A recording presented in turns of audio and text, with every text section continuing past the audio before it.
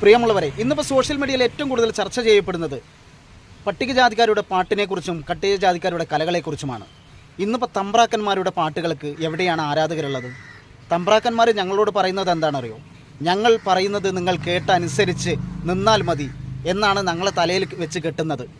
പക്ഷേ ഒരിക്കലും ഇന്ന് പട്ടികജാതിക്കാരുടെ പാട്ടുകൾക്ക് ലക്ഷങ്ങൾ ആരാധകരുണ്ട്. പക്ഷേ ഈ തമ്പ്രാക്കന്മാരുടെ പാട്ടുകൾക്ക് എവിടെയാണ് ആരാധകരുള്ളത്? അവരെ ഇതുപോലുള്ള പാട്ടുകൾക്ക്